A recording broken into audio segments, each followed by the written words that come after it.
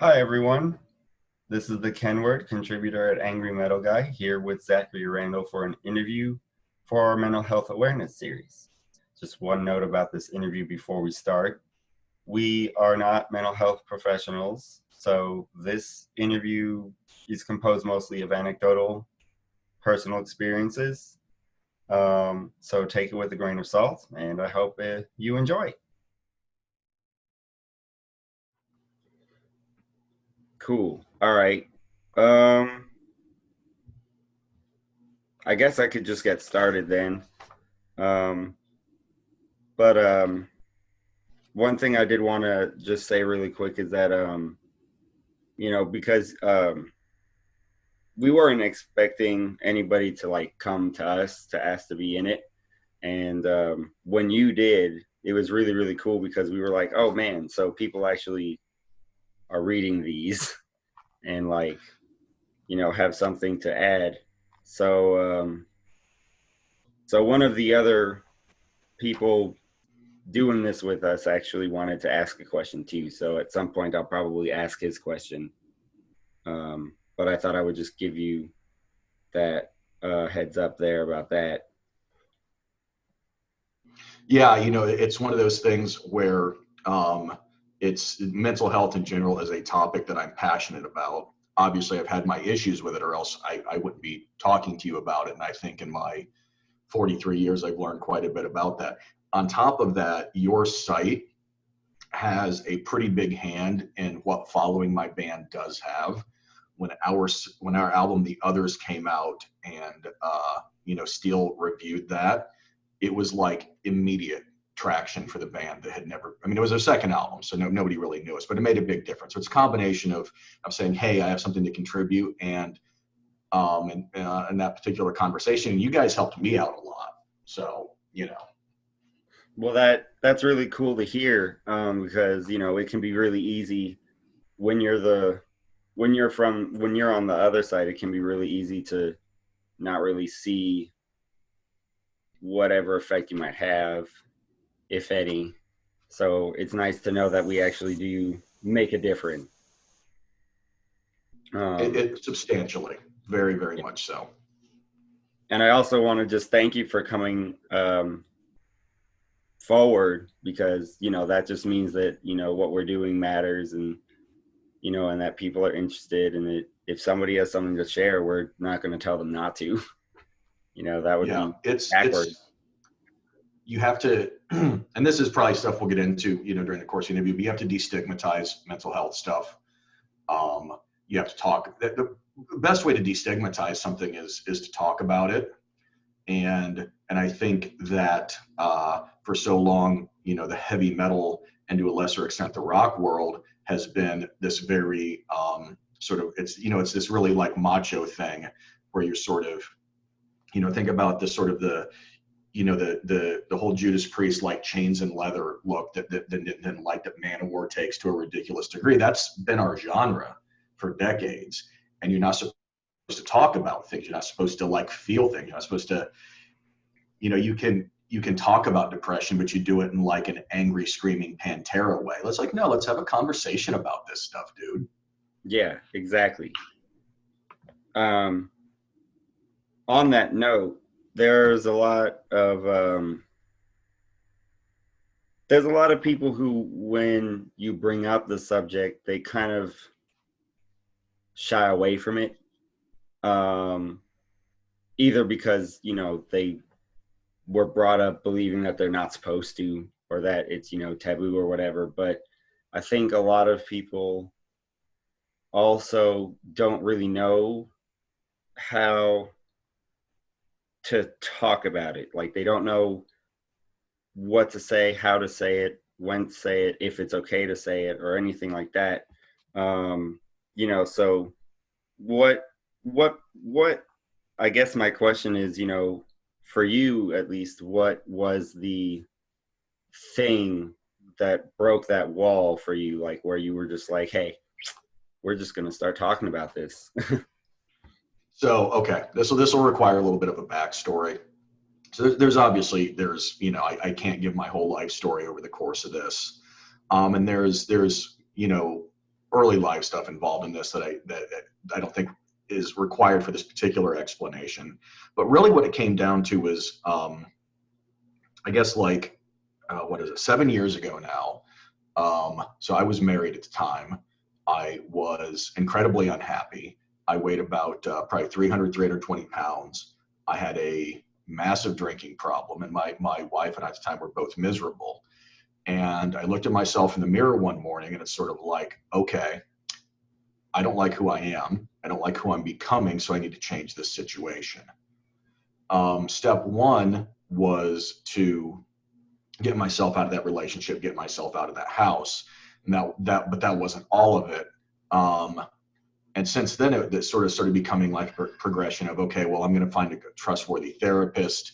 And then I joined a meditation group at a certain point. So it started off as a combination of just sort of like survival techniques, because there's a lot of bad stuff happening, and I need to turtle down and figure out how I'm going to get through this. So that required talking to a professional about how I felt, and then sort of like starting to look inside and see what it is that I'm feeling and why I'm reacting that way.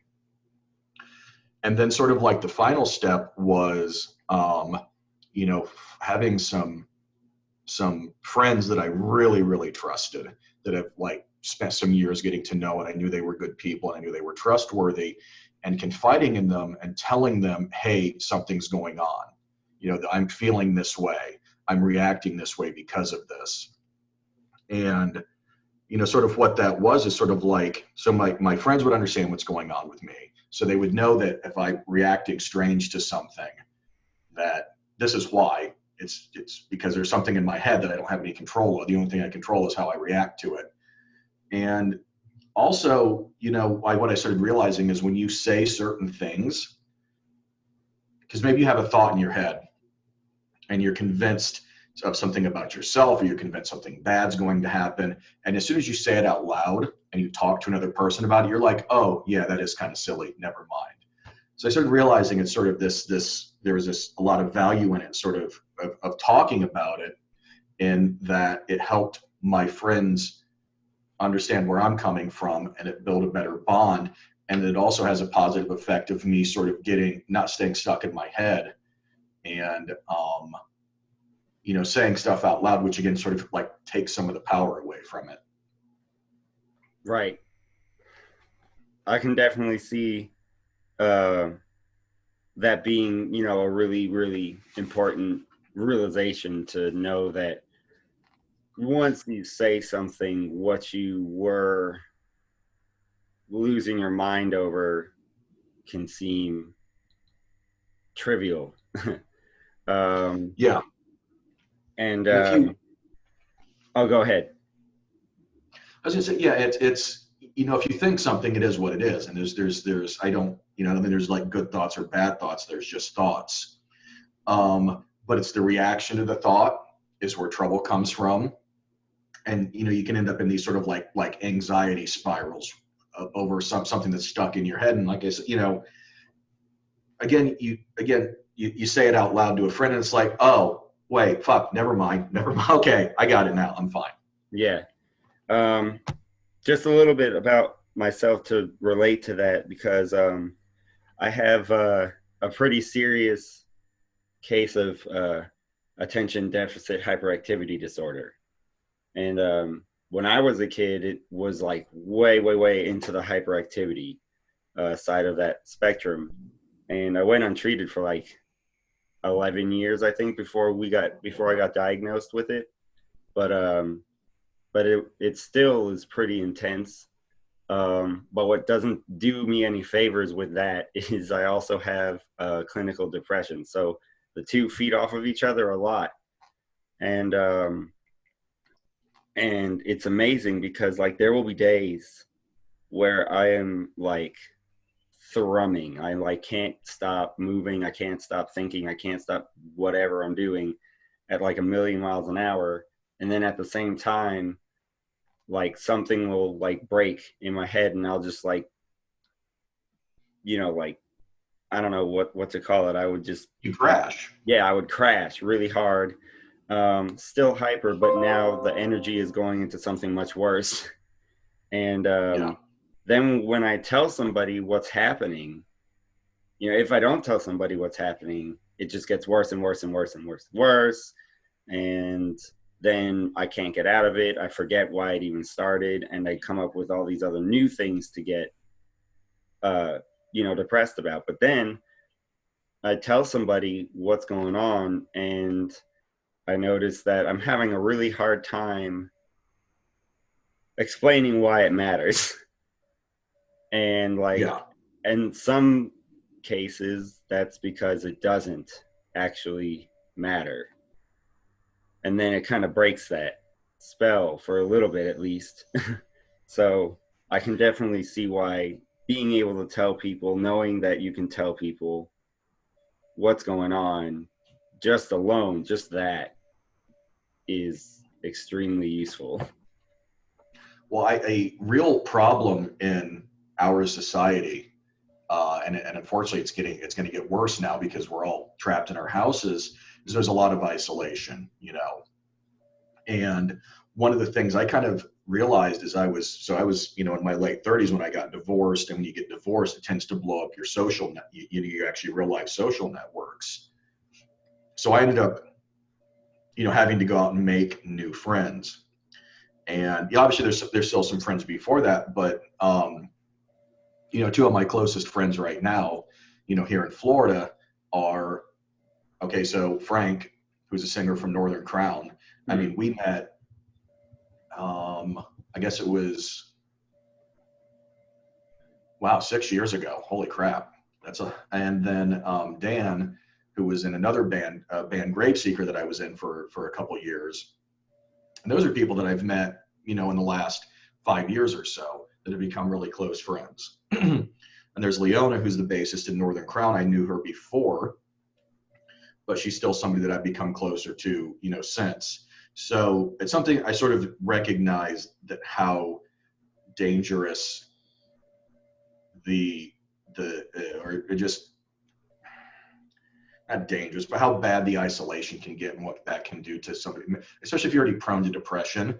So it was something I really tried to be mindful about in some of the relationships that I fostered over the last few years. Yeah. And it's good to do that because, you never know what they're going to be going through. So it's nice to try to keep that in mind when tough times happen. You got to, take that into account when considering the relationships that you foster. I can definitely understand that. That makes sense. Um, and when you guys, since you brought up your friends there, that you work with and that you know, trust and everything, when you guys write, I guess, for your bands or whatever, how do you bring your relative experiences together to form like songs that really speak to you or that you hope will speak to other people who listen to them? Yeah. By the way, are you wearing a Paladin shirt? Yes, I am. Um, I actually saw them at Prog Power this past fall. That was actually, I was sorry. It's a fun story. Yeah. So, Leona, bassist in Northern Crown, she lives in Seattle. She's been there for 5 years, which was slightly after I had met Frank, and she had rejoined the band. But none of these are like two of my best friends, but we had never been in the same room before. When she rejoined the band in 2015, she did part of her parts here, and then she moved to Seattle, and we finished the album after she got there.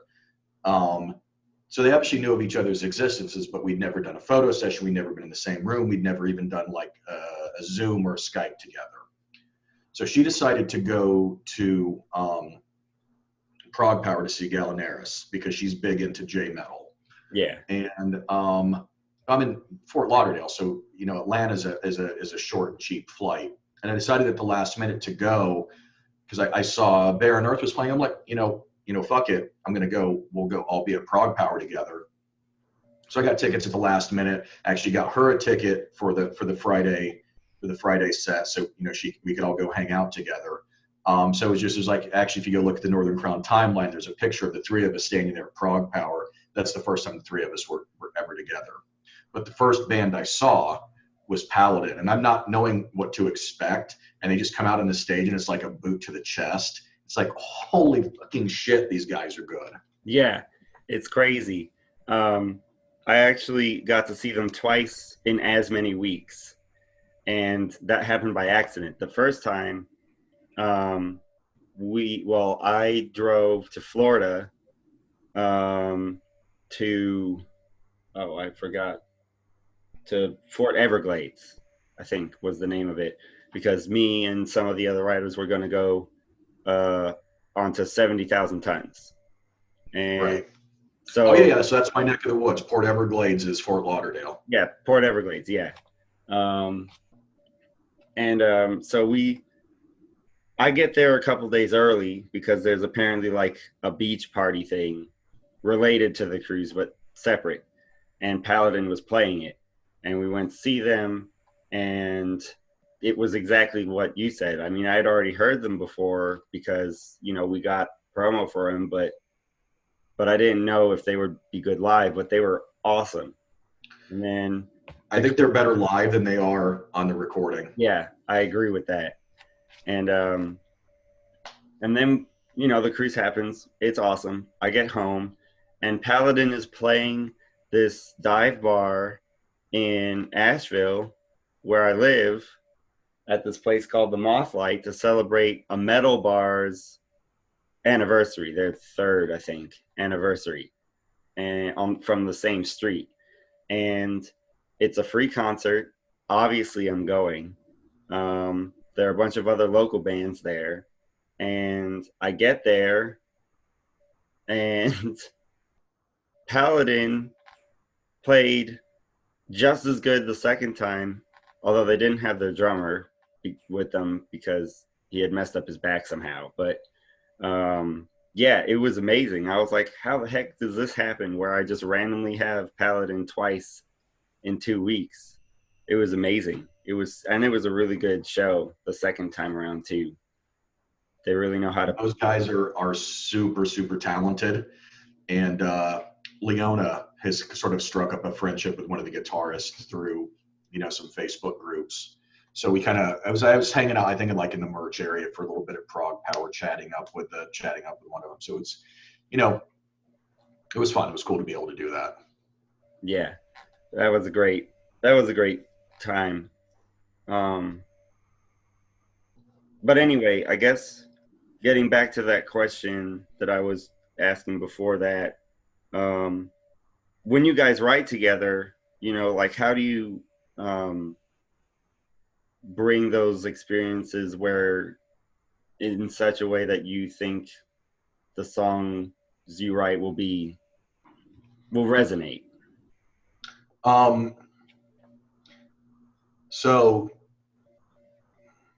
so there's obviously there's two parts of that. Part of that is musically and lyrically, but musically, I just sort of write what I want to hear, when I don't necessarily think somebody's making exactly the way that I am, and I'm like, okay, if I like this, somebody else probably does. Lyrically, and when the band started, I wrote all of the lyrics, and I think it's probably maybe a 70-30 or 60-40 split now between me and Frank. When you sort of you hear advice, like for maybe people that are like aspiring novelists or short story writers, the advice is write what you know. And so for me, it's been sort of just like living my life and sharing the stories of my life, albeit in a very dramatic, overwrought doom metal way. Mm-hmm. You could write it. You could probably write some really overdone story about going to the store to get milk in a doom metal song, and nobody would know what it was about. You got to play it up a little bit in metal in general, but especially in. I mean, I don't like to think of us as. I think we're something entirely different than like the Candlemass clone that we started out as. But for the sake of this conversation, we'll refer to Northern Crown as a doom band.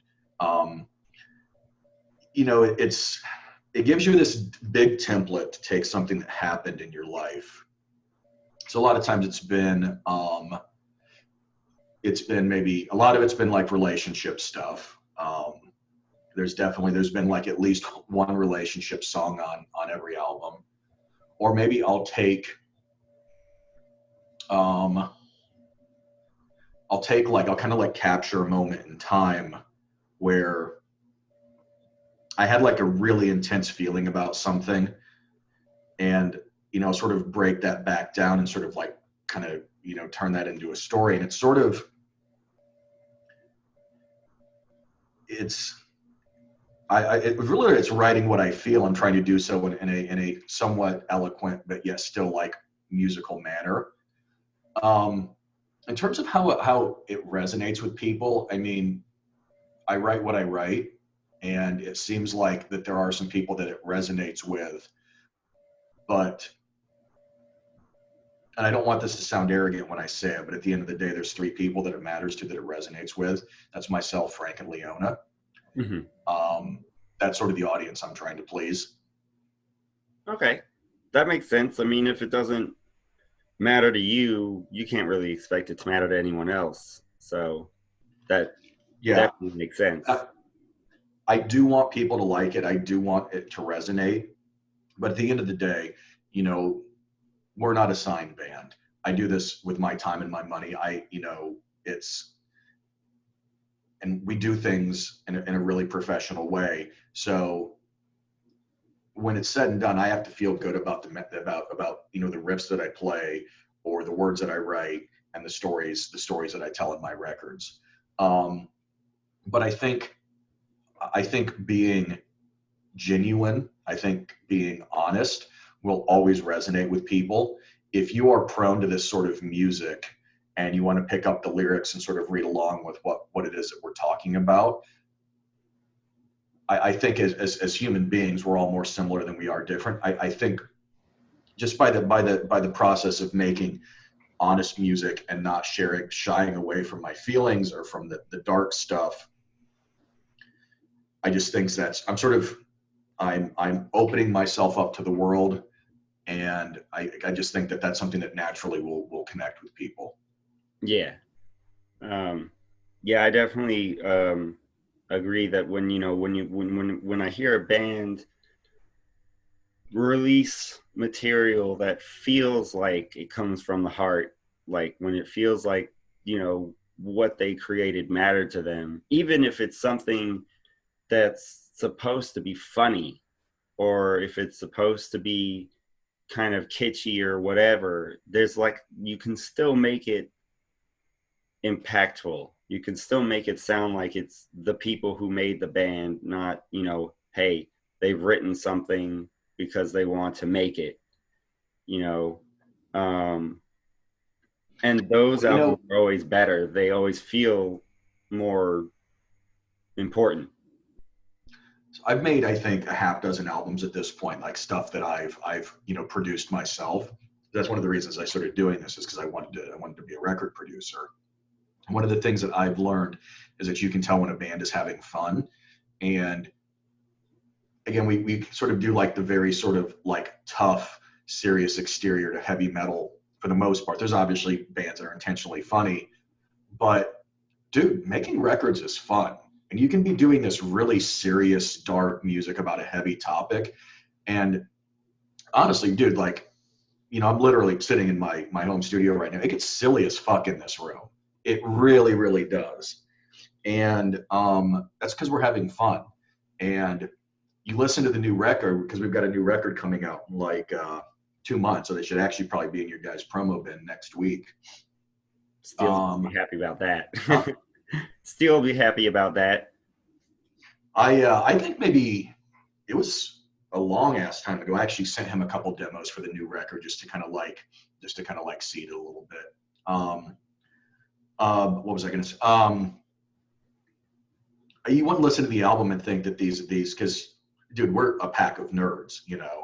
It's a pack of, and Frank and I especially together. There's nobody else around. It gets just super super dorky, but that's sort of where the genuineness comes from, because you're not trying to be anything other than yourself, and you're doing something cool with your friends.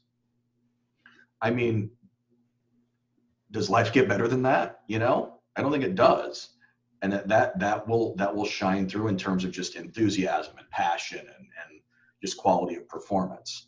So to kind of bring it back to your question, I think just how about I'll encapsulate it with this. I think doing what I do with passion, I think will, so long as you know I have my head on straight and I'm making the best album I can, I think on some level that will always resonate with people.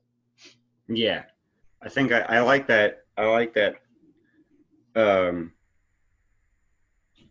that I like that when you are, even if it's the darkest stuff, if you really care about it, when you're working on it, you just kind of loosen up. You free yourself because you know that what you're making is yours and that it matters to you, and so you don't have to, I don't know, hold back. You don't have to hide anything. You don't feel like you don't have any reason to be there or anything like that.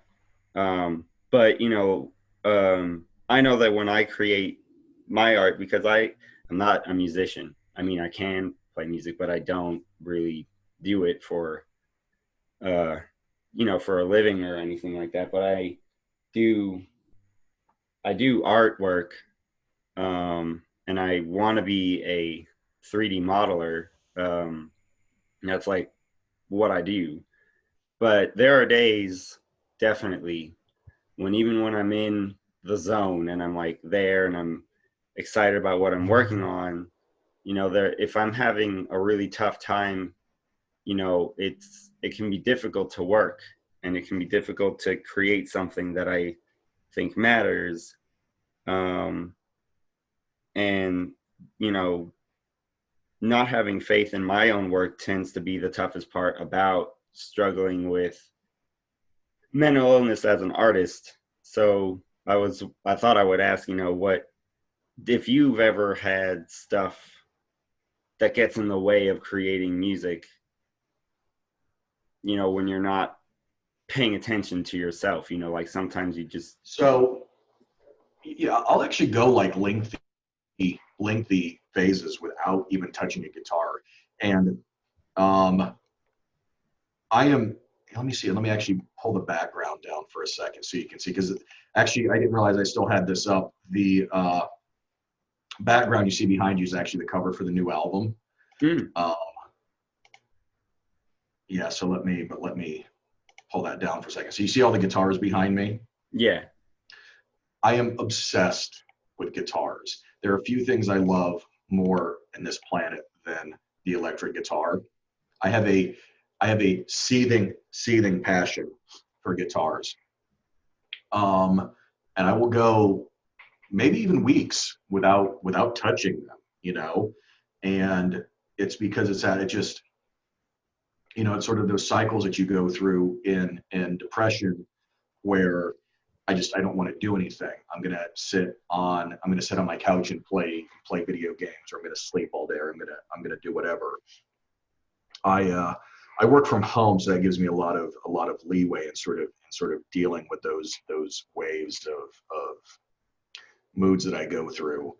But um, listen, this whole process of sort of establishing this band, there's been a lot of self doubt along the way. And it's sort of been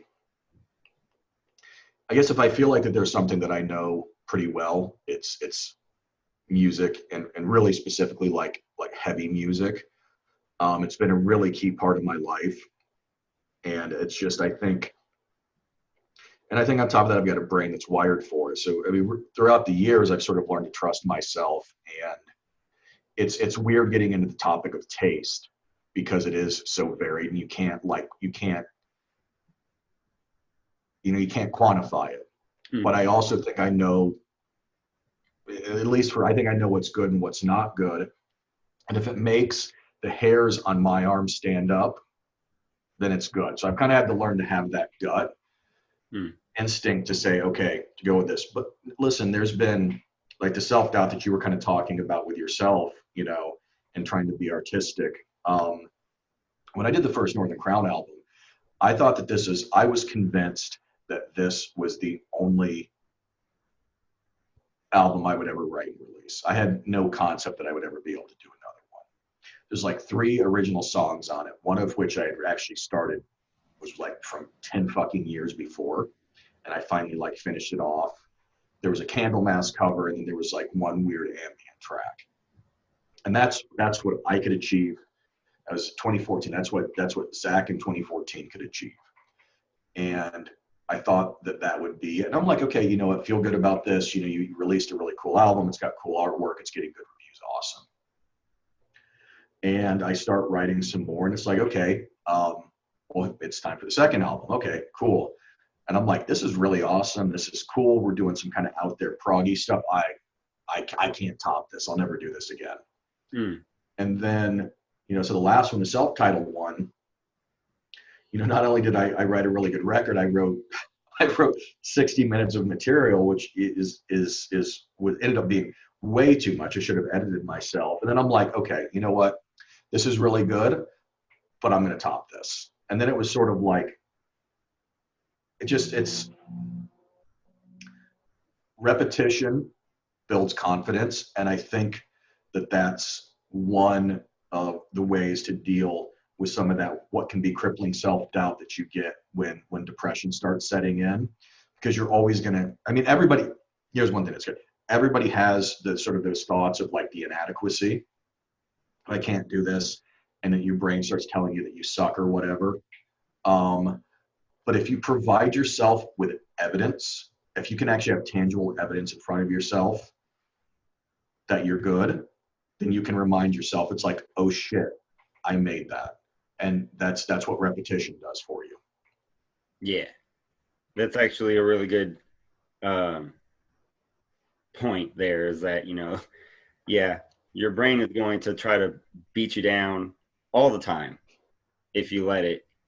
But, you know, if you basically argue with it with actual evidence, it doesn't know what else to do except accept it.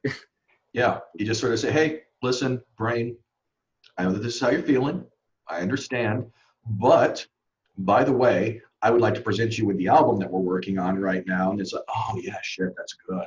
Nice. Okay. Well, let's work on that. Let's work on that some more. Yeah. It's really cool to hear someone else say that, because I know that I have to tell myself that all the time. But for some reason, there's something really, really special about hearing somebody else say that. So that was cool. I'm sure that there are a lot of people who will read this interview and think the same thing, or at least I hope. So professionally, I work in technology. I've been a software engineer for over 20 years now, and I do consulting these days. And I work with a consultancy that, like, a good friend and the guy that's my business mentor founded. And I work with a lot of people. When he started the company and I joined it, he was describing it as like that we were like the Harvey Keitel character from Pulp Fiction, the wolf. That we were the cleaners. But you remember, you know, in that scene in Pulp Fiction when they're like, you know, they're talking about the wolves coming and you know, Samuel L. Jackson, Jules is really impressed. It's like, oh, the wolf. It's like they know who the wolf is. So in a lot of ways, this group of people that I work with, we're like this. We all have our own specialties, but we're like what you would think of as a heavy hitter. And trust me, the imposter syndrome runs through there. There was a colleague of mine talking about how ineffective he felt and how guilty he felt when he couldn't solve a problem for a client right away. And just all of a sudden, like, dude, and this is somebody older than me. This is a guy probably in his 50s that's been at this forever. And it's like, we're people that have spent our lives proving that we're really good at something, and that you know, other organizations are willing to pay us for our expertise, and they value that. But it's still really easy to have that, you know, even in my professional spheres, of people that are just sort of that have those little crises where it's like, I'm a fucking fraud. And okay, so not 100% of the population. I really, really feel like almost everybody goes through this. And by the way, this is why we talk about it. Yeah, exactly.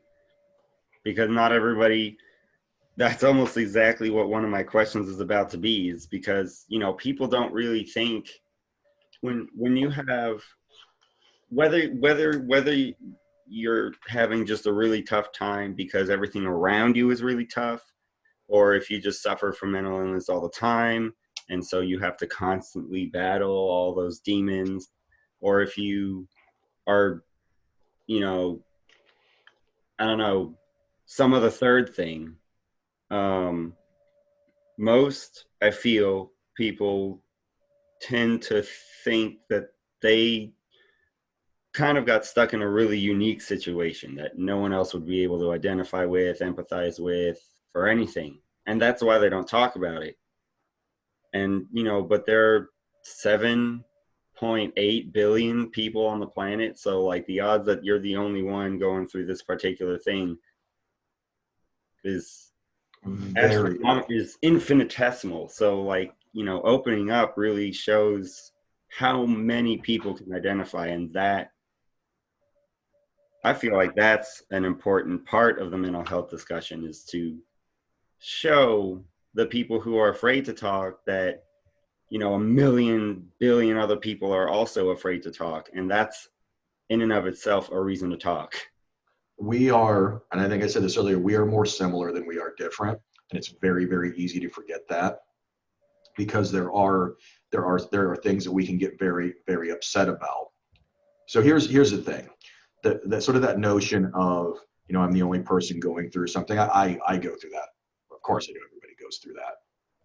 So I think there's a couple things going on there. It's, first of all, is that we don't want to talk about it. And then if you don't talk about it, you don't know if other people feel the same way. And then the other thing is that the slick, glossy image that social media presents to us of what other people's lives are like. Now, I've certainly been guilty of this in the past, of posting, you look at how awesome my life is, posting like happy relationship pictures or whatever.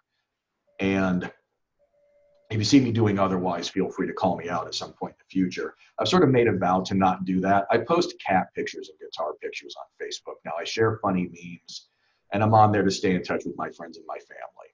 It's like, that's how I stay in touch with them. I see so much stuff. Like, I just kind of go through my Facebook feed of there's people that I know well enough, and I see kind of what they're posting, and I'm like, yeah, but that's not really what's going on, because I know them well enough to know that there's other stuff happening, and it's it's irresponsible.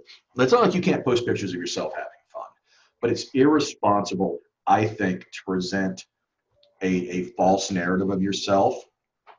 And I'm not saying it's malicious when you do otherwise, because you actually may be doing this to make yourself feel good. The reality is our actions affect everybody, because especially because we're so connected. Even like, you know, compared to what it was 10 years ago, it's completely different the way that we're connected. I don't think that's an inherently bad thing. I know that there's some people that do, but it has some really bad side effects. And one of those is that sort of that false, glossy image on Facebook of, look at how great everybody's life is, and my life is fucking shit. No, dude, it's not. That's not the way it is. There's somebody that's posting happy stuff, and it's just like has this constant stream of stuff. Like, no, they might be really fucking miserable, and this is their way coping of it. But I think it's good to be aware of what you're sharing, and how that might be received. Because the thing is that there's, we've already established that people don't like to talk about the way that they're feeling about some of this mental health stuff. So you may not know that somebody you actually care about very much is struggling with something. And then you post something, again, some very sort of like polished up thing where it's like, look at how happy I am, how awesome my life is. And that might affect somebody really badly. And you didn't mean to, but think about what you're presenting to the world. Because again, we present everything to the world now. That affects people. It affects somebody that you care about. So there's two sides of that. Is that just we're prone to not talk about it, and then everybody presents this picture of, look at my awesome fucking life. Yeah, it's almost like, when you see those really, really polished, really, really sparkling, happy things that, somebody posts about, just their life in general, it almost makes you feel like, hey, what the heck am I doing wrong? Like, what mistake have I made? All that other stuff. But, they're making the same decisions most of the time that you are at some point. It's just that they're posting when they win, and they never post when they lose, or they never post what it took to get there. So, like for me, when I do artwork and I'm really proud of what I made and I want to share it with people, I'm obviously going to share what it looks like as a final thing, but I'm going to, like, along the way, show like where I started, how I got there, when I screwed up and it didn't work. Um, and normally, every time I post the final product, I'm like, okay, well, this didn't work and that didn't work and this didn't work and this sucked, but I kind of like how it came out in the end. So there you go. And I feel like I feel for myself like I balanced it out a little bit. Hopefully that's how it comes across. Um, Yes, I'm not even talking. So you're talking about sharing your artwork. and I think it applies to, general life goals too. Yeah. So I think that I think it's more if you sort of see somebody that every picture of them is of, because I'm not talking about something like, dude, share your artwork. Like you put time and effort into that. I'm more talking about social stuff where it's maybe every picture is of like the happy couple or the happy family, or here's all the awesome vacations I'm doing, is sort of versus saying, oh, did you want to share your artwork? No, by all means, please share your artwork. I think that there's two different things there, because I think you're not presenting, at least I wouldn't imagine, that you sharing your artwork, even if it's just a finished product, is presenting some maybe skewed narrative. I think it's very easy to socially share stuff that presents maybe not the realist picture of what your life actually is, and then to make someone feel um, outcast, the sort of the what the fuck is wrong with me feeling. That's really what I'm addressing. Okay, yeah. No, I definitely understand. I get it now. I took it in a weird different direction there. Um yeah, no, definitely when it comes to social it's almost like a social status thing where, they present themselves almost on another echelon above, everyone else around them. And like you said, they don't always necessarily mean to come across that way. Um but if you I feel like most people aren't particularly malicious, and if they were really, really aware that something that they were doing might be causing harm to somebody, that they would adjust their behaviors, even if it was just a little bit. I think I want to hope that most humans are capable of a great deal of compassion. It's just that we haven't built a world that values that. But that I think that if you sort of are able to demonstrate the value of that to other people, that just the compassion for everyone else, and just sort of the stop and think before you say something, stop and think before you do something. Just it takes a second, and that's it. And none of us are perfect. All of us are thoughtless and selfish and whatever else at times, and that's fine because we're human beings. But I do think that we are all. I do think that we're almost all possessed of a great deal of compassion. yeah. Um no, and that's the other thing, is that there are those who, you know, like definitely make a huge effort to, share that compassion with the people around them, and, you know, but then there are also people who subvert that. There's the other side of that same coin. Um, Sometimes it makes it more difficult to trust the people who are compassionate sometimes, if you let it happen this way, because of the people that are not, and you start to wonder, with as much connection as we have, it does this weird twist where suddenly the compassionate side of things feels subversive. It feels like it's not true, and it's really really hard to remember that a lot of the times it is. Our vision is skewed by the massive contrast between the people that are nice and the people that are not. Yeah, and it's yeah. What I would say is that that's why boundaries are important. Um, is that okay? So if it's somebody is sort of being sort of for the lack of a better term, so it's on the sociopath scale, might be really good at faking compassion. But dude, listen, have your boundaries until you know somebody really well. And I think that that's actually honestly, I mean, this is a mental health conversation, dude. Boundaries are really important for protecting your own mental health. Um, like you have to sort of stake that territory out, knowing what you're okay with and what you're not okay with, and then you have to enforce those. And you can enforce them very passively. You don't. There's no need for aggression in any of this. And that's when you sort of talk about when somebody that's again maybe subversive or manipulative. Well, yeah, you gotta be really careful about how far you let somebody in. It's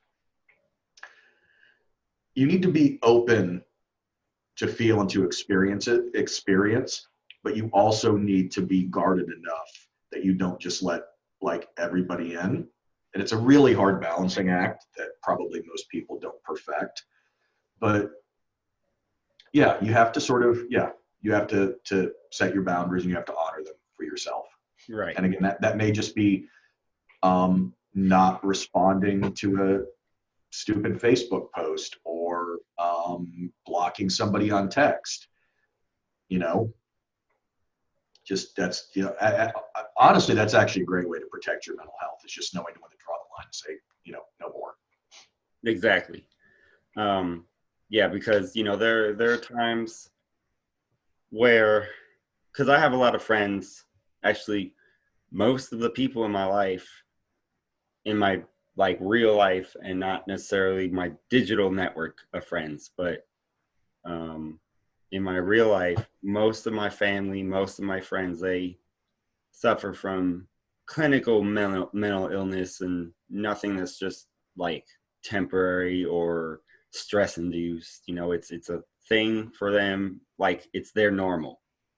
And um and a lot of times there'll be somebody on Facebook, somebody on Reddit, somebody on some social media that plays that card, where they come off either like, I'm not sure what the right word is. They come off like as if they want to fetishize that mental illness for themselves to gain sympathy or to make themselves feel better or something like that. And it's really, really important, I think, in those cases, because mental illness is not a joke. You got to block that. You've got to recognize or learn to recognize the difference between someone who genuinely suffers and is asking for help, and then someone who's just using it as a method for getting attention. And it's not healthy to it's not healthy for yourself, I don't think, to encourage the latter. You want Yeah. to foster the former, I think. Well, sometimes maybe you'll hear somebody joke about something and say, oh, you know what, I'm like super OCD. And we've all said that at some point. The reality is that if, and I don't know about this, but I've just read about it. I suspect if you actually knew what it was like to have obsessive compulsive disorder, you probably wouldn't crack a joke that I'm OCD because you're not, right? I, you know, like you meticulously cleaning your kitchen and like getting that little speck of grease off the countertop. Okay, dude, I get it. You want your kitchen clean. That's not the same of somebody that has to like touch the doorknob 4 times before they open it, or wash their hand exactly 23 times after they, it's yeah, you gotta be careful about how you use those words when it comes to the mental health stuff, because it's so part of our lexicon, but it actually kind of demeans sometimes what people are going through. To sort of play up that you're actually suffering from mental illness and you're not is um maybe it's like maybe you're not dealing with mental illness, maybe you're just a fucking asshole. Yeah, exactly. It's which is I was just talking about compassion. That's not a compassionate response, but yeah, dude, I mean, yeah, sometimes, how about this? If you're suffering from mental illness, it may be a reason that you act in a certain way. Sometimes it may be a reason for certain, maybe social issues or whatever. But the minute it becomes an excuse, that's when it's a problem. Because you can't excuse your behavior. You can explain, you can let people know, you can, like, hey, listen, this is what's up. But the minute that it becomes an excuse or an attention getter or whatever else, then you're into sort of that shitty territory, I think. Yeah, and I agree, because in my view, once you use it as an excuse in that way, whether you suffer from it in real life or not, if you use that as an excuse, that tells me that you aren't invested in your own, in your own self. You're not invested in trying to get better, trying to find help, see, trying to find alternative ways of, dealing with the issue and still functioning. Those are And that, probably people that life has taught them that that's the way that they'll get through it. Life teaches us a lot of lessons early on. And if you don't really pay close attention to what you're thinking and your feeling and your behavior, you're going to keep responding to things in the way that life taught you to respond to them. right. That's why, uh, self-awareness is so important, to really stop and think about why you're doing something, why you're thinking something, why you're feeling something, and not just, I mean, okay, listen, when you think about how advanced human beings are and how adaptable human beings are, and that, there's I think maybe there's like a handful of other species on the planet. Not only can we think and reason, we can think about thinking. Process that for a second. We can think about it. We can stand back and analyze our own thoughts, right? That's Right. a really powerful thing. I would love if my cats had an ounce of self-awareness. It would make my life so much easier. But, you know, but so I think it's important to do that rather than just going through life just using your lizard brain. And I think that, unfortunately, and I don't say this from a place of judgment, that people just sort of, they just react and they just sort of go with that. Again, it's because it's what life has taught them. Yeah. And they get comfortable in that spot, you know, trying to heal, trying to learn how to cope in a way that not only benefits yourself, but, you know, allows you to function as a conductive and, you know, uh, not useful. That's not the word I want. Beneficial part of society, even if it's just your own little group. That's hard. Like, that takes work. It's not comfortable. It sucks a lot of the time, but when you do it and it's done, that's when it feels great, is when it's done and it's worth it, um, to get there, to put in that hard work and to put in that effort to, like you said, to be self-aware, to think about what you're doing, what you're saying when you can. Because there's some mental illness where you literally, your brain is not built to do that, so you kind of are stuck and you have to rely on others a lot more. But still, if you have the capacity for it, to think about what you're doing, to try and make use that to make better decisions, to make better choices, to say better things. um, it really does wonders. And and on top of that, I mean, there's no reason why you can't ask for help with that. Like, not everybody might be able to help you, but you'd never know if you don't ask. And sometimes the help is responding to a text. Help can come in very small ways that make a big difference. Yeah. And I think it's you kind of talked about a good point. You kind of mentioned that some people with mental illness, there's certain things that they're not going to be capable of doing. And I think this is worth saying. So listen, I deal with depression and anxiety, and it's had some bad consequences in my life. But to be clear, there are much worse people on this scale than me. And I think that's worth pointing out, that as bad as it may be for me, I live a pretty good life. I've managed to do so. I have a friend that works in mental health, and she deals with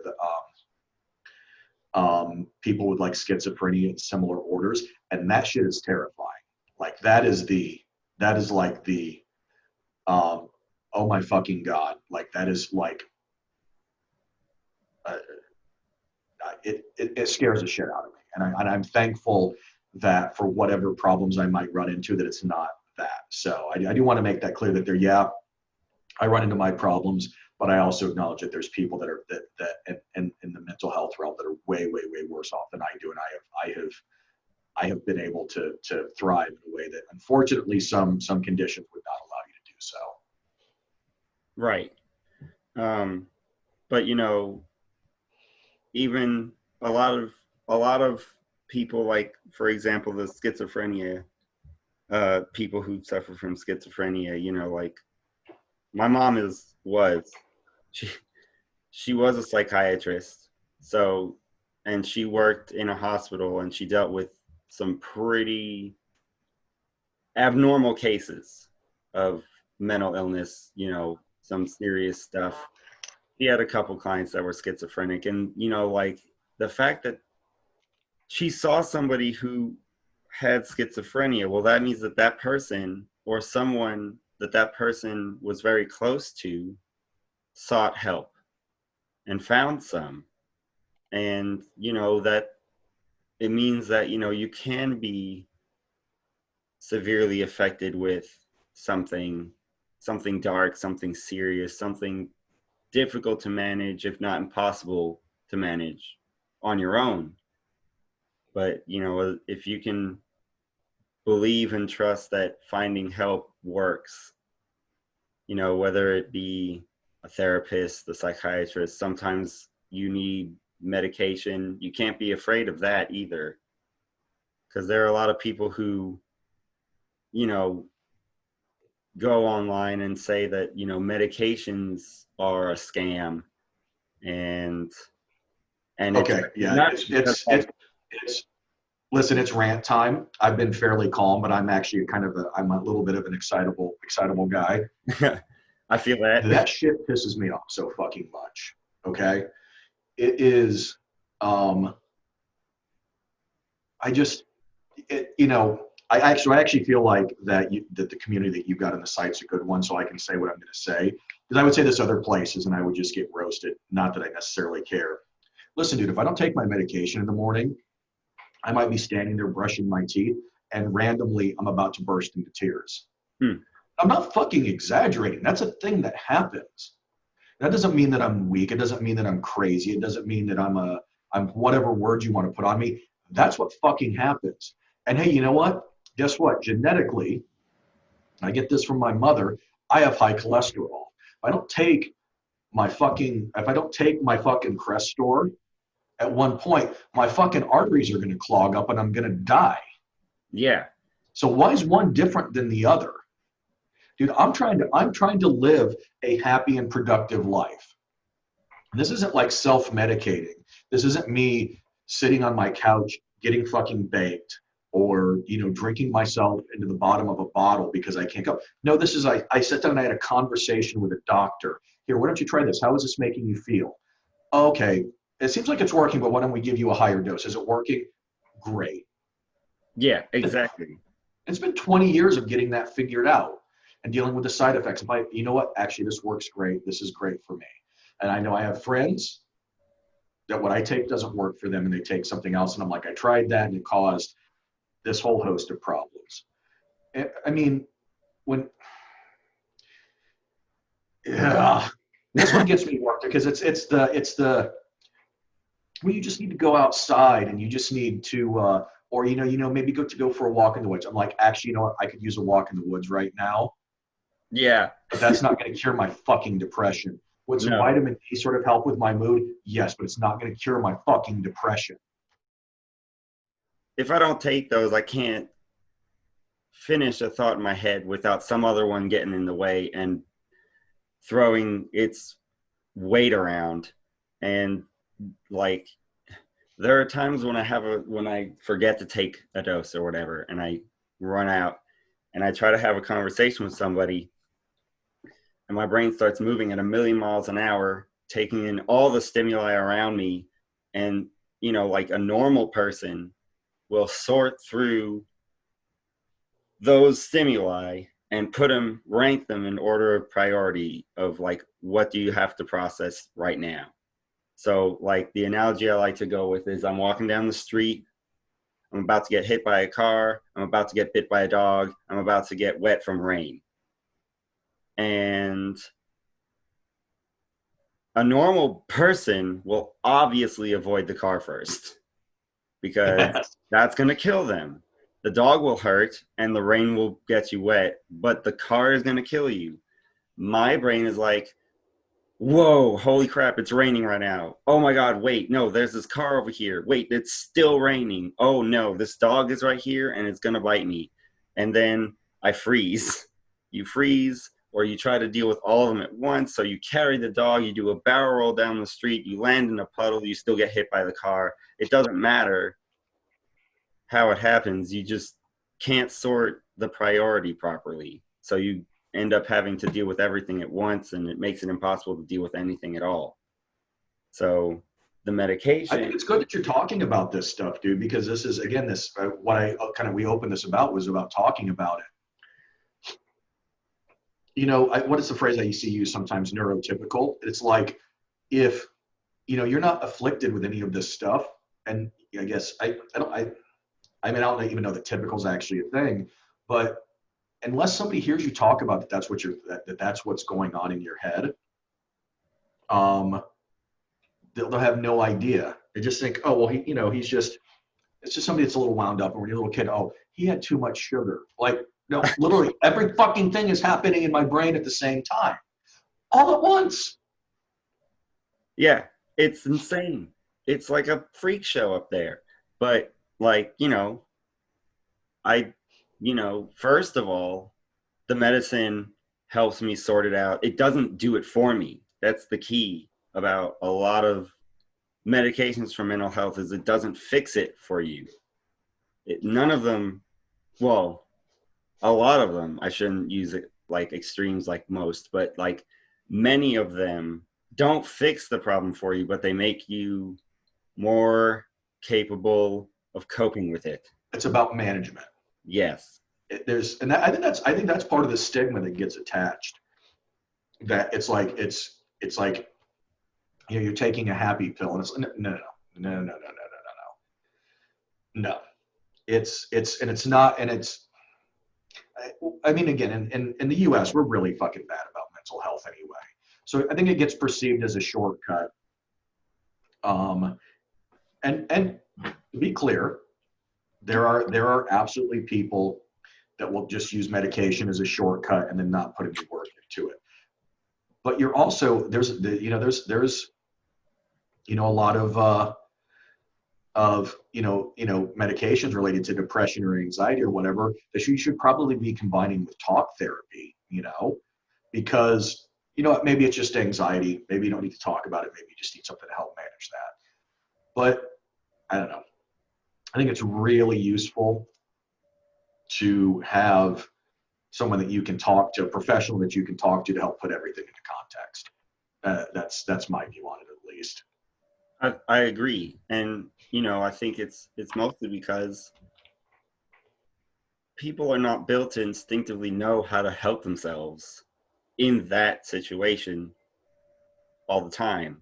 They need some way of sorting through the mess that they have to create to fix the mess they're already in. You know, it gets messier first. And that's the hard part, is knowing that, hey, it's messy because I'm unpacking, you You got know? to take a step back. Yeah, It's not immediate progress. exactly. And progress doesn't look pretty. It's only results that do. But the important part is the progress. The important part is making more mess, taking things out, seeing if you're ready for them. If not, here, let's put it over here. But we're ready for this one. Let's deal with this. And talk therapy, like you said, is a huge, huge benefit towards that end, I think. And it's worth noting that you're sort of talking about that sort of that unpacking process. Dude, listen, life is a journey. There's only one end destination in life, and that's 6 feet underground. Up until that point, you're on a journey. So enjoy that. There's no final destination. There's not like one day where it's going to be like, that's it, I'm cured, no more mental health. Okay, life is perfect now. No, never, never, never, never, never, never, ever. So this is it. A funny rant is that, like, listen, I don't want to intentionally spoil stuff for people, and I sometimes like when the last Avengers movie came out, and I'm like, I don't want to know a fucking thing about it before it comes out. But generally, I'm whatever about spoilers, because to me, so let's say I'm going to watch a movie or a show, or I'm playing a video game. If I cannot enjoy it, even knowing everything that happens, how fucking good is it actually, right? If Right. I know, if like it, for example, Usual Suspects, one of my favorite movies, Such a good and movie. yeah, you know, when you sort of when you get the twist at the end, and I don't want to spoil it for somebody that hasn't seen the nearly 30-year-old movie, but when you get the twist at the end, I could still go back and watch that today, and it's like, fuck, this is a good movie, man. I mentioned Pulp Fiction, or I love Pulp Fiction. I love Quentin Tarantino.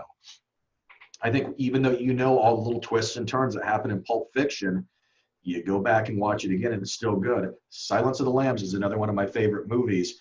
And I think that every time I watch that again, I pick up something new. So to me, the journey is the enjoyment, right? Mm. So so the process of sort of like unpacking and sort of cleaning up the mess is hard. But I also hope that that's something that a lot of people can look back on fondly, because there's a lot of growth happening. There's hopefully there's a lot of growth happening there.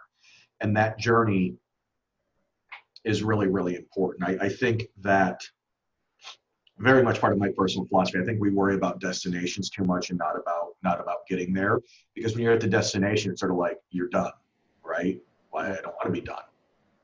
I think the journey is again, for me at least, I think the journey is way more interesting than the finale. Exactly. Um, and, maybe there's a way to use that to destigmatize mental health in the public eye, because like, we can sit here all day and open ourselves up, and finally, like, now we're comfortable talking to each other about this topic, and maybe the people who see this interview will feel the same after seeing the interview, all that other kinds of stuff. But the public eye will still, I mean, we're not going to change necessarily the whole entire community of it, but if there was a way to maybe, like, not necessarily discount the impact mental illness has on people's lives, but like to reacclimate it to something else more positive. Like, hey, you have, I'm going to use an example that probably doesn't work. You have schizophrenia. Yes, that sucks. That's crazy. That's scary. However, maybe there's some small part of you that can see it as a, well, I mean, like you can see it as a part of who you are. Like maybe you wouldn't be the same person. You definitely wouldn't be the same person if you didn't have that. And it's part of, what your life's journey is. And maybe that perspective could potentially give somebody some sort of comfort, if not necessarily, like make it seem positive, because that would be unrealistic expectations right there. But, like I, So now, this is a good. This is a good point that you're making. I think that not 100%, but I think that creativity and mental health, it's sort of they're wound together like the double helix in DNA. And I actually know some very talented artists that really really talented people that at least that from what I know of them, I don't really see any signs of like any substantial mental illness. But dude, I think we both know that a lot of artists, just to be a little flippant about it, are fucking crazy, man. Um, I think that there's something about, and I'm not a neurologist, I'm not a psychologist, psychiatrist, whatever. I'm just you know shooting from the hip here, but I think that whatever it is mentally that drives someone to be a creative entity, there's something connected to that with some of the mental health issues. I don't know what it is, and maybe I'm full of shit, but um, I mean, I don't know. You look at. I just think you have to look at the world of heavy metal. Okay, I'll give you a great example. And this is a dark example. What do you mean example? Okay, so Dissection used to be one of my absolute favorite bands. That's one of the bands that switched me from. I like Metallica, Megadeth, Judas Priest, and Iron Maiden, and Black Sabbath, and that's sort of like my metal. And I discovered a band like that, and I'm like, holy shit, what the fuck is this? But you have John, who tortured and killed a guy, went to prison, and then got out and killed himself. And in his suicide letter, he said something about he was going to Transylvania. Um, there's something wrong with him. Okay, so first of all, you don't torture and kill somebody without there being something wrong with you. And it's sort of like if you read about his whole, I don't know if you ever read about like his suicide. It was a little fucked up. And even like with his like final concert with him, busting his guitar, and it's sort of like I just, and it's a bad example to talk about because again he's he killed somebody and then he killed himself, and he also made this music, and I suspect that those two things have to be linked. Um, and I actually kind of wish I hadn't used that example because it's a bad one, but I think that the guy that did those awful things is the exact same guy that wrote "Where Dead Angels Lie," which is just a stunning fucking song. Do you know the band at all? I'm not. yeah, Okay. I've listened a little bit in pieces. I don't think I've like really dove into them that much, but I definitely am familiar with them. I really can't even listen anymore. It's just because there's always the don't confuse the art with the artist. No, dude, the art and the artist are the same thing. Yeah, I can tell you now that I have, again, I'm like probably about a half dozen albums into my career, and I especially know with this new one that's about to drop, that is me, right? And it's Leona and Frank as well, but I'm the primary songwriter. You cannot separate Northern Crown from me. That's the art and the artist are one and the same, and that's my philosophy. And I just think I mean, another a different but still a bad example. I mean, dude, Chris Cornell obviously had some shit going on, yeah, and Chris is no longer with us, and he was probably maybe the best like rock and metal singer ever. Good looking guy, wealthy, talented, in multiple really successful and important bands, and he killed himself. I just yeah, I don't know that whatever, I think that probably whatever drove him to fame and success was probably also driving what ended up killing him too. And I just I, and I'm cautious about saying that stuff because I could be full of shit, or something I'm saying could be hurtful to somebody. I could be completely off base on that, but I feel like I feel like they're part and parcel.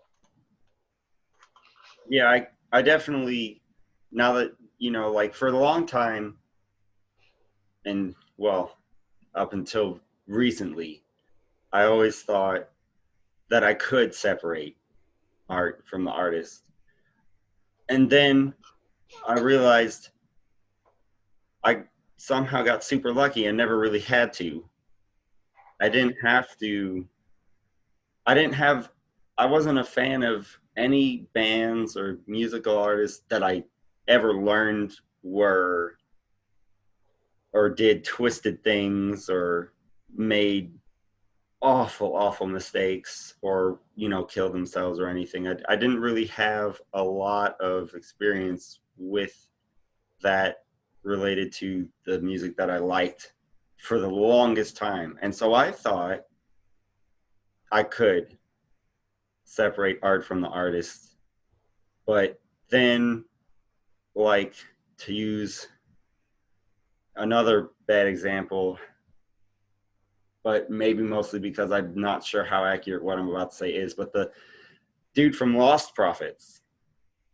Oh yeah. Yeah, Yeah, that's just a sick motherfucker. yeah, that was like that's a that's a type of mental illness I don't even know what to say about, but it was Yeah, like and maybe that is a mental illness, but it's fucking it's criminal and so I mean it's sociopathic. So I mean, fair enough. I guess we can chalk that up as mental illness. yeah, and and I was like, man, now I listen to the music that he's making or that his group is making, and I only hear him. You know what I'm saying? Like I know that that's a weird feeling, but like I can't do it. I can't like be like, "Oh, you know, but he made a cool song here. He made a cool track here. I kind of wish he didn't do the things that he did." But, Well, and yeah, I'll give you a classic rock example. You can't really see it behind, but there's this new Jimmy Page signature Telecaster that came out last year, and I got it. It's a really cool guitar, and I love playing it. It sounds cool. And it's got this cool paint job on it that was based on the guitar he used on the first Zeppelin album. hmm, But you know what I think of when I listen to Zeppelin? This guy basically had a 14-year-old love slave that he kept in his mansion. Okay?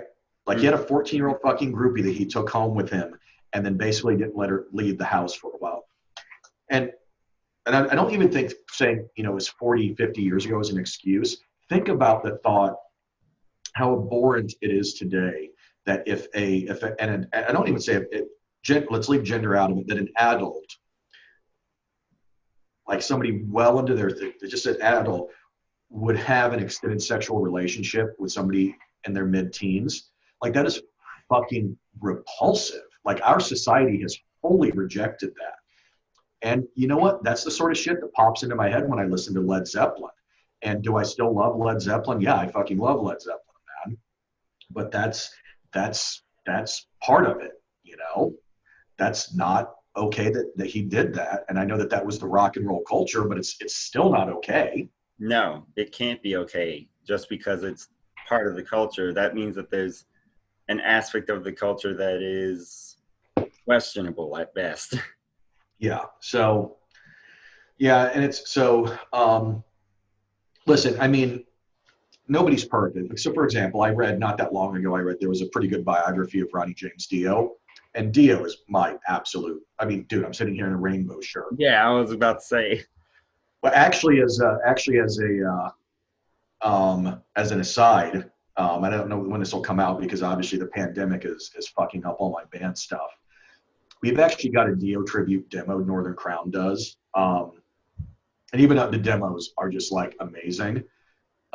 So at some point when this is done, we're actually going to release a Dio tribute, probably like 3 or 4 songs, and there is a Rainbow song on. We're going to try to hit all of his bands. So we may actually do an Elf song too, but that's the esteem that all of us hold Dio in this band, and that's sort of like one of the guys that Frank really actively tries to emulate, and I think he does a pretty good job of it. but you go and read his biography, Ronnie was kind of a fucking asshole. Not always, but you hear stories about him like losing his temper and um, like basically firing Jimmy from the band. And it's sort of like, okay, well, I wouldn't have to deal with that, but that doesn't affect my view of his music. On the other hand, like, okay, I fucking love the first couple of Motley Crue albums. I think they're phenomenal. Dude, Vince Neil killed a guy. Yeah. And it's like, okay, I'm sitting there thinking, and I'm like, man, fuck, Too Young to Fall in Love is such a good guy. And I'm like, oh yeah, right around this time, Vince fucking wrecked his car and killed a dude. It's just sort of like you can be an asshole and we can know that, but then you can be like a piece of shit. And then it's been one of those things as I've gotten older and I've sort of tried to be like compassionate and trying at least to, if not to be like a positive boon on the world, to not at least be a negative. But I have to acknowledge some of these things about some of the bands that I listen to, is that some of these people are like really shitty, awful human beings. And unfortunately that is tied to what we're listening to. Yeah. And it ties into, you know, the way that we hear their music after we learn it versus before. Before we might, uh romanticize the whole thing that we're hearing, but once we learn that someone in the band just wasn't making good choices or acting like an actual human being on any level, I feel like for me, the first thing that I do is I desperately try to find out how much of a contributor he was to the music. So like, did he just play or did he also write it? As like Like Dave Holland that. with Judas Priest, um, that's a guy, like, thankfully he didn't write any songs because he sexually assaulted a mentally handicapped person, you know? Right, exactly. And you're like, oh God, I really don't want to be a fan of material written by someone who does that. And so you make a last ditch attempt to try and find a way out of that hole via how important that person is to the band and their material. And then, there's like some weird sense of satisfaction to find out that they didn't really have that much to do with it. And then there's a devastation that comes with learning they were everything. And And actually, on a side, just random side note, I was talking to Leona, I think it was last night, and we were talking about Judas Priest, and it hit me that Scott Travis has been in Judas Priest now for 31 years, and he's actually the longest tenured drummer in the band, which seems so fucking weird that he's actually the largest majority of my life he's been the drummer. And it seems like, well, yeah, he was like a later era drummer. Well, yeah, he came in after, a lot of like the early really successful albums, but it's been like, god damn, 31 years. yeah, that's a long career to have Yeah. as a drummer. Um, Actually, I had a really good point to make, and then it just left my brain because I was thinking about. I saw Priest live like twice in a month last year, and it was ridiculous. It was so amazing, man. It's amazing that they still are as on as they are so late in their career. It's crazy. I was actually at the first show of this last tour, which was here in Hollywood, Florida, at the Hard Rock. And actually, Glenn came out and played maybe two songs with him. I know he played "Living After Midnight." They might have played "Breaking the Law" with him too. So it was really cool. It was really cool to see him. Mm. Yeah, it must have been a really cool moment. For Because sure. you're not gonna get a lot of opportunities left to wow, I'm bleeding, to see Glenn Tipton play guitar live. Oh yeah.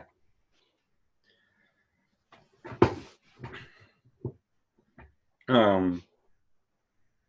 Oh man, I had a question and now I forgot it too. It went and disappeared on me. Um. Man, what the heck was that? I think I was going to go. Oh, okay. So, um, going back to, like artists who are messed up creating great music, you know, I feel like lately, especially with all this time that people have at home to just research stuff, and because they're bored of all things, when really they should be researching stuff like this every time, all the time, so that they can, be informed. But, you know, there's also, as much as it feels like we're talking, the community of the metal community, the music community spends a lot of time focusing on bands with people who suffer from mental illness or who do really terrible things to other people, and how awful it is that it's always happening, that they're always finding a new one. But then there are people who, there's the opposite side of that coin, and I don't think enough people are talking about that, because you have artists like, oh, I can't remember her name or the band that she's in, which is so stupid. But there's a front woman in a metal band. I don't know when the last time they released anything was. It's been a while, but she is schizophrenic. But she manages to tour all the time, and she manages to still see a therapist, and she manages to be a fruitful member of her band, and she is reportedly, still going. I don't know if you know who I'm talking about. I think there are a couple I people don't. like her. Well, it's just it's easier. It's always easier to talk about bad stuff. Like no, I don't know that anybody would watch the news if it was all. Actually, you know what? At this point, I would watch the news if it was just like all good news. Um, yeah, I think that it's easier to talk about scandalous stuff because then you can be righteous and sort of have a moral outrage about it. Um, maybe that's just I don't know if that's a human thing, if that's a cultural thing or whatever. We should. Actually didn't know about this band, and I'm just learning. We should celebrate artists like that. Um, when I was at I guess it was when I was at Prague Power this past year. Psychotic Waltz played. There were guitar players in a wheelchair. Oh Like no, I didn't know that. fuck, dude, that cannot be easy. Just never mind like sitting there and playing. Okay, that's one thing. And on a side note, okay, like I sit in this very chair for hours on end, working on music, and having like get sitting down while having guitar or bass on destroys your fucking back. It's so bad. So never mind that. But then trying to travel, trying to carry your gear, trying to get everything set up. There's so many things involved that becomes immensely difficult for this guy, and he's still out there playing. They just did released a new album. They put on an amazing fucking set. So I mean, maybe we should be maybe, and we can't expect anybody else to do it. It's maybe just some of us have to individually start lifting these people up, and then maybe it's something that'll grow. Because if I'm telling you, okay, here's this dude that's in a wheelchair, and you're telling me that there's somebody that's a diagnosed schizophrenic, but that's still out there being a productive artist. Dude, that's great stuff to talk about. I would Yeah, rather talk about that than the dude from As I Lay Dying trying to have his wife killed. yeah, exactly. Because like the the negative stuff only furthers the stereotype that mental illness destroys people.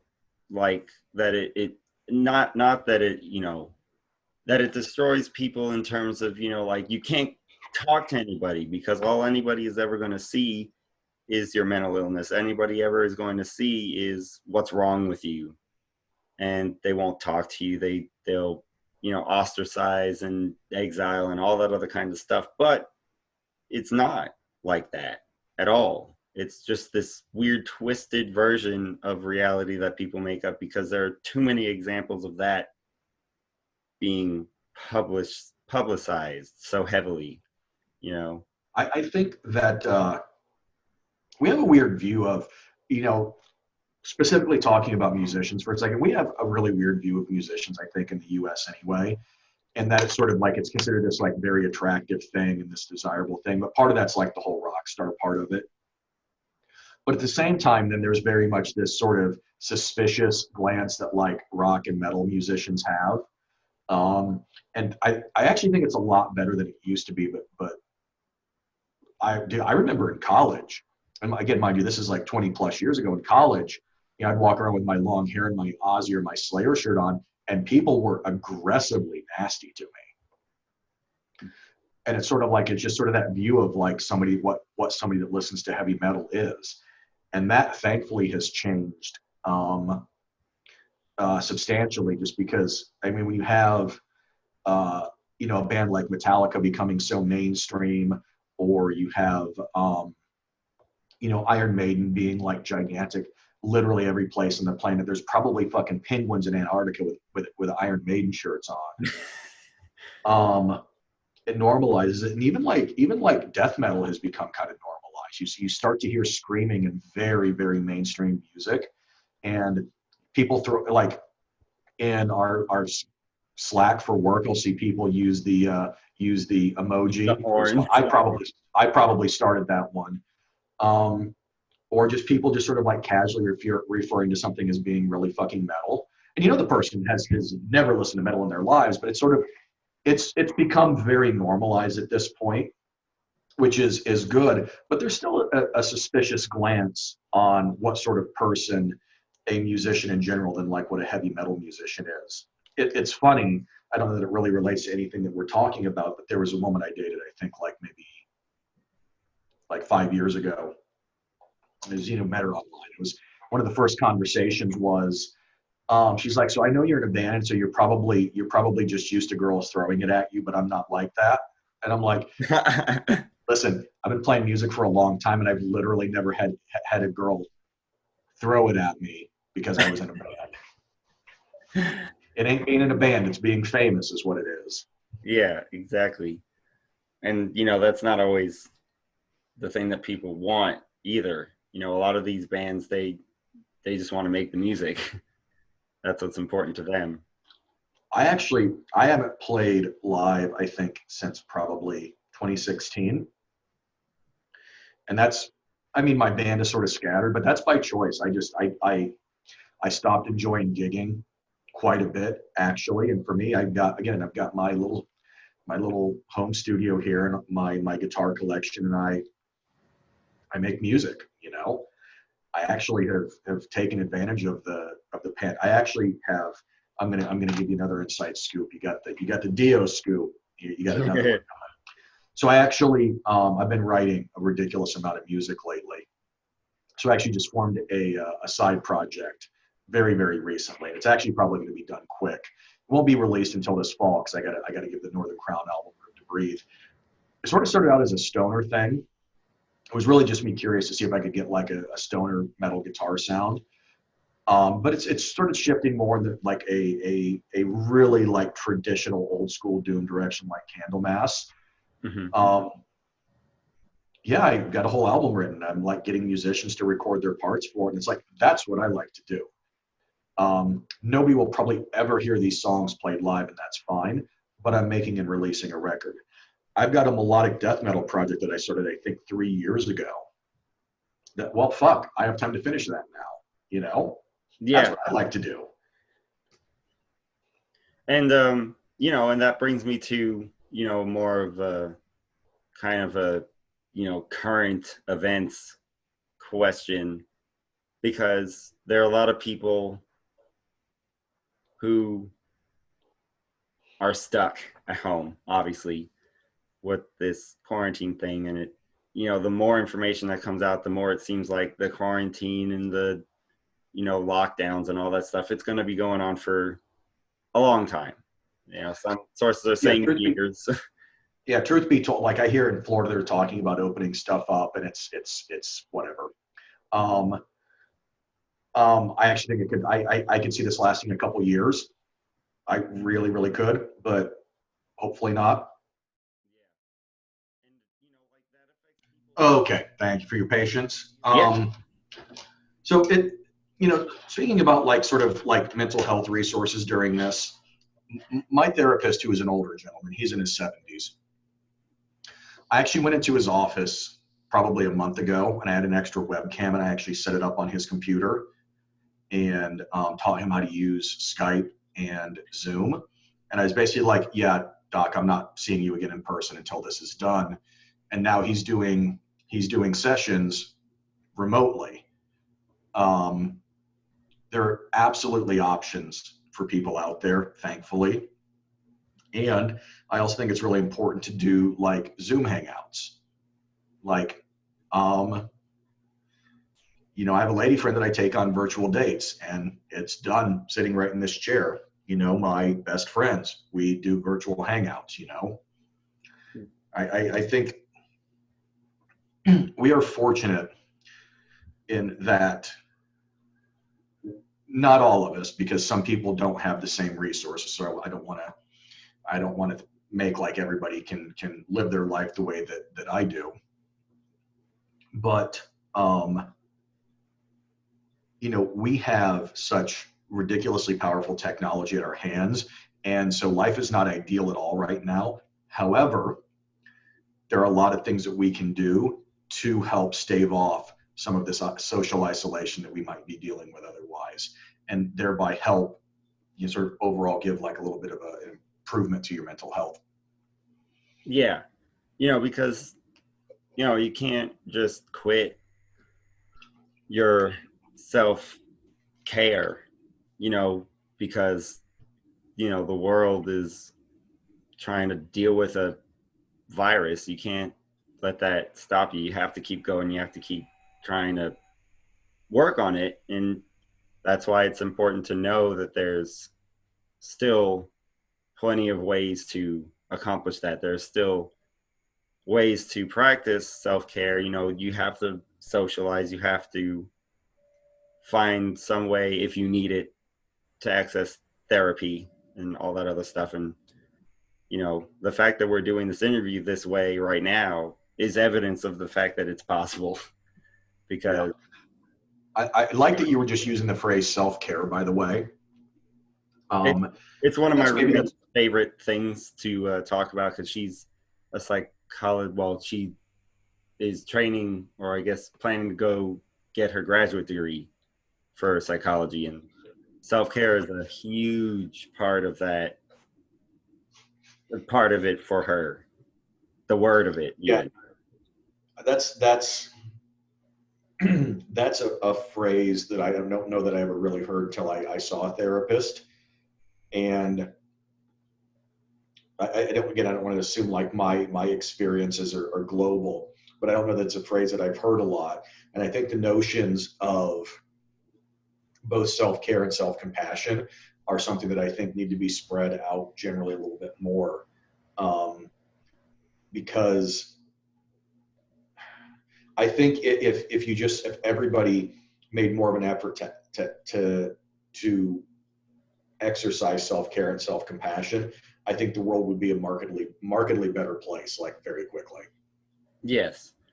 And people have to be the hardest part about, for me, because until, I have to give her credit, until I met my roommate, um that who I just mentioned, um I didn't do self-care.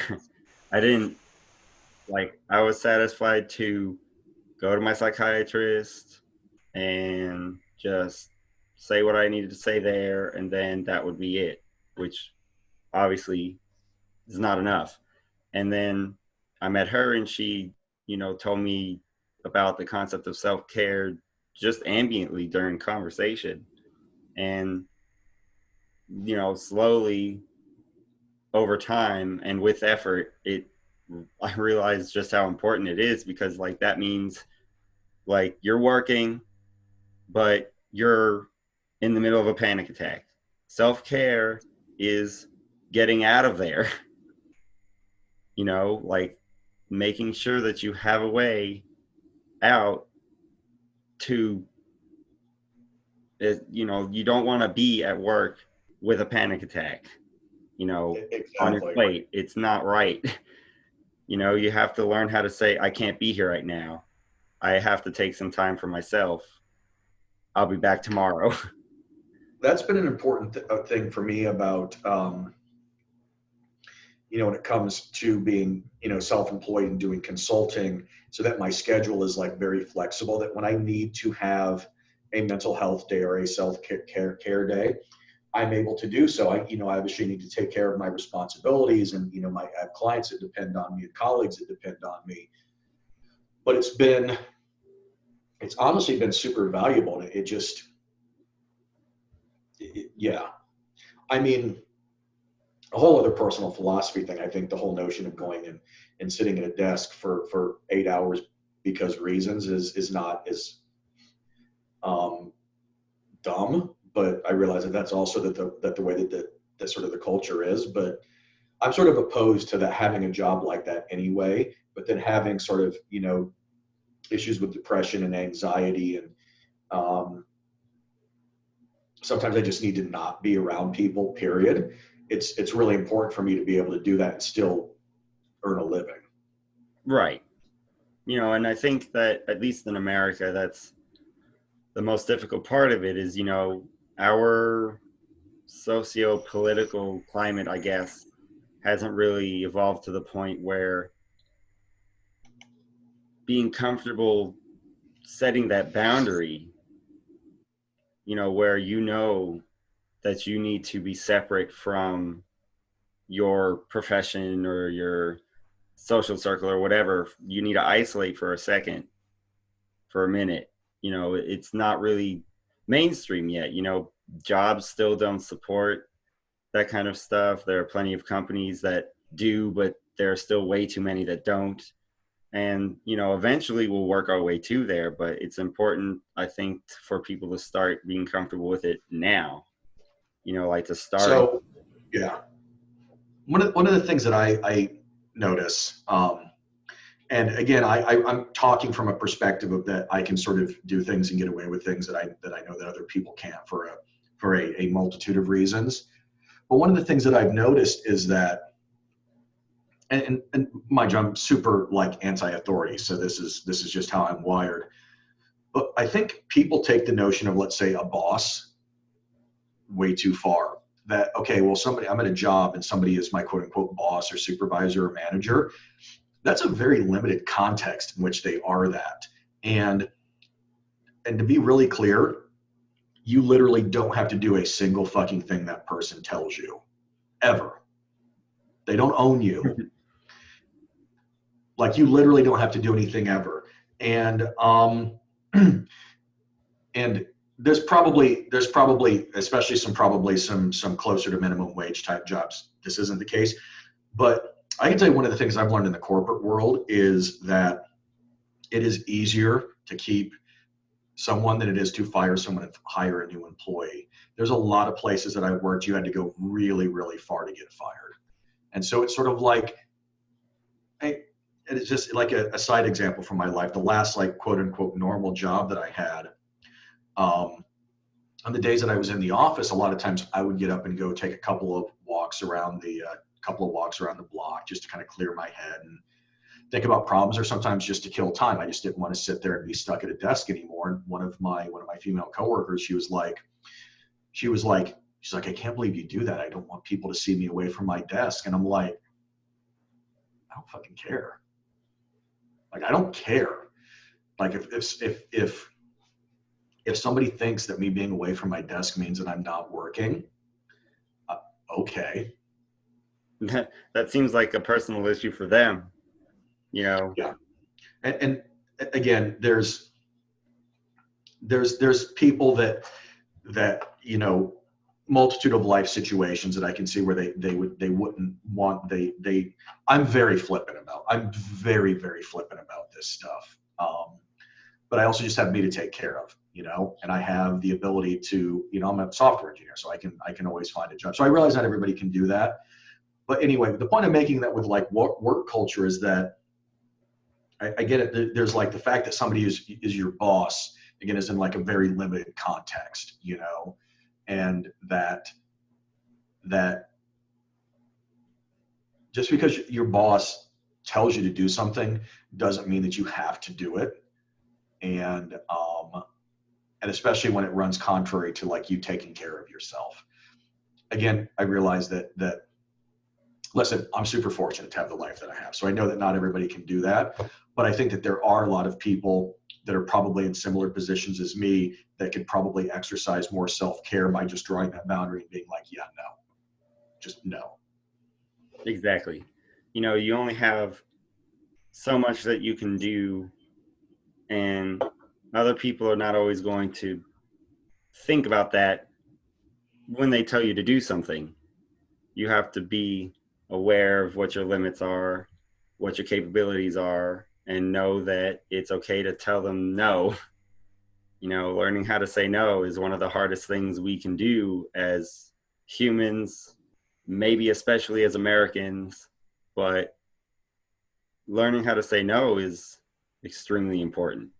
And especially so with people who suffer from mental illness, they have to learn how to say it more. They have to Yeah. learn how to say no more. One of my least favorite sounds in the world is the Slack notification sound. It actually drives me insane. And there are days that I will turn my work computer off and I will turn off all notifications on my phone because I cannot hear that fucking sound anymore. You're like, oh God, what do they want now? And especially when it's like 5 rapid fire and I start gritting my teeth and I'm like, no, I'm just shutting all this stuff off. There's nothing that important happening right now. Yeah, your whole business is going to fall into flames because I don't answer you in 3 seconds. Yeah, and there may be some circumstances where shit, somebody's website's down and I need to go fix it. But, generally speaking, not everything is an emergency. And so sometimes stuff can wait. And that's one of the ways, again, coming back to our theme of self-care, is saying, hey, you know what? No, not responding to emails on the weekends, not responding to emails in the evenings. And even now that it's like we're in the midst of this pandemic where it's almost like weekends and weekdays don't matter anymore. But no, it's, it's Saturday. After I finish this interview, I'm going to do some home improvement stuff. And then I'm either going to play the new XCOM or I'm going to play guitar. I'm not going to respond to anything work related. I don't think I'll get anything, but it's like, you have to set those boundaries. Yeah. So I think I'm going to ask one more question and then I guess I'll let you go. But I had one more question in my book, which I wrote down questions in and I tossed it like an hour and a half ago. I didn't need it anymore. But the last question really is one that I always try to ask everyone with this series is that, like everybody responds to music differently. Everybody responds to media differently. But it's always fun to know, to hear stories where somebody who created like an album, like one of your Northern Crown albums, for example, if somebody heard it and, have you ever had anybody reach out to you and express how touched or if they were touched by that music? Have you ever had an instance where somebody was like, wow, this is special to me and I want to thank the person who made it or the people who made it? So on our first album, In the Hands of the Betrayer, there's a song called To Thee I Give an Orchid. And I mentioned earlier that there was a song off of that first album that it took me like 10 years to write. So I'd actually started writing that song sometime in the early 2000s. And it sort of evolved over time. And it was like sort of a demo in a couple different bands that I had and it never got released. So I finally finished it for that band. I would do it differently now, and I may re-record it at some point in the next year just so I can do it's such a good song that I can do a proper version. But it's Frank has a really good vocal performance. I really like a lot of the lyrics in it. There's some cool instrumentation in there, and it's pretty long. It's actually about like 11 minutes long, as I tend to do. It was actually going to be about 15 minutes, and then I got convinced to edit it down some. But I had somebody email me once and said that like it was him and his girlfriend or his wife were driving around in their car listening to it on a CD, and that song came on. And after it was over, they just sort of like sat in silence, like jaws on the floor, and looked over at each other. And the guy's wife said, "I want to make babies to that song." That's awesome. I, That's such a cool reaction to get. yeah, it is. It is. Um, I, unfortunately, since we don't play live, I don't get the sort of, we get reviewed, and I have people reach out. I would actually be nice to have some more of fan interaction than what I get right now, though. That would be cool. Maybe that'll happen now since we're all stuck at home.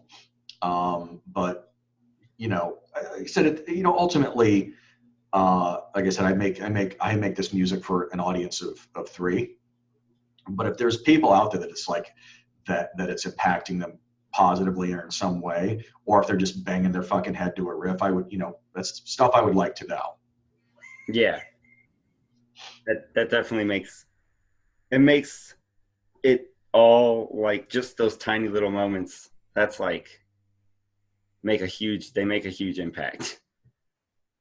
It Big does. motivator. It does. It's like, hey, I cranked up your new album and I got the cops called on me, and I'm like, that's cool. I got the cops called on me while making it. Yes, goals. Right. uh it's good to hear that. That you can still get that response even though that you don't tour. That's Yeah. It's yeah. I like I said, I should probably be more diligent about the online promotion and the social media stuff. And I do try to like spread it around and share it. But at the end of the day, I am an introvert, so I don't necessarily want to spend my day talking to people, even online. So yeah. it's yeah. Thank you again for your time. I mean, I know you came to us, but still, you took time out of your day to hang out with me and by extension, the AMG crew and all that stuff. And I'm glad to do so. It was a good time. yes, I agree. Um, so I guess I'll just say, like stay healthy, keep your head up during these trying times, and just be well. Thank you. Same to you, man. Yeah. Peace out, homie. See ya.